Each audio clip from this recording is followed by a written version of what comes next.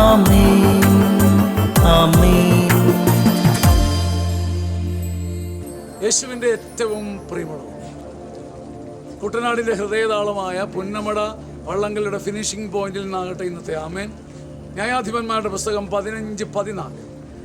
അവൻ ലേഹിയിലെത്തിയപ്പോൾ, സാംസൺ ലേഹിയിലെത്തിയപ്പോൾ അവനെ കാണുവാൻ ആളുകൾ ആർപ്പുവിളികളോടെ എത്തി. ദൈവത്തിൻ്റെ ആത്മാവ് അപ്പോൾ അവനിൽ ആവസിച്ചു. അവനെ ബന്ധിച്ചിരുന്ന കയർ ചണനൂൽ പോലെ ആയിത്തീർന്നു. വളരെ നിസ്സാരമായി തോന്നുന്നൊരു കാര്യം, ശരിക്കും സ്വർഗീയമായൊരു ആഘോഷം. നമ്മൾ വിചാരിക്കും പ്രാർത്ഥിക്കുമ്പോൾ മാത്രമാണെന്നല്ല. മനുഷ്യരെവിടെ സന്തോഷിക്കുന്നു അവിടെ ദൈവത്തിൻ്റെ ആത്മാവുണ്ട്. നല്ല മനസ്സോടെ നീ നിൻ്റെ ഒരു സ്നേഹിതൻ്റെ കല്യാണത്തിന് ആർപ്പ് വിളിച്ചാൽ, ഒരു സന്തോഷം പ്രകടിപ്പിച്ചാൽ, കൈകൊട്ടിയാൽ, ചാടിത്തുള്ളിയാൽ അവിടെയൊക്കെ ആത്മാവുണ്ട്.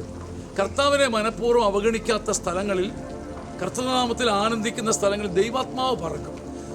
ആരവത്തോടെ ആർപ്പുവിളികളോടെ ലേഹിയിൽ ഫിലിസ്ത്യർ അവനെ കാണാനെത്തിയപ്പോൾ ദൈവത്തിൻ്റെ ആത്മാവ് കെട്ടപ്പെട്ട സാംസണിൽ ആവസിച്ചെങ്കിൽ, നമ്മൾ ആർപ്പ് വിളിക്കുകയും ഒരു കല്യാണത്തിനോ ഒരു വിടുവഞ്ചരിപ്പിനോ ഒക്കെ ചെന്ന് നമ്മൾ സന്തോഷത്തിൽ കൈകൊട്ടുകയും പാടുകയും ഒക്കെ ചെയ്യുമ്പോൾ മറ്റുള്ളവരിലേക്ക് ആത്മാവ് ആവസിക്കും.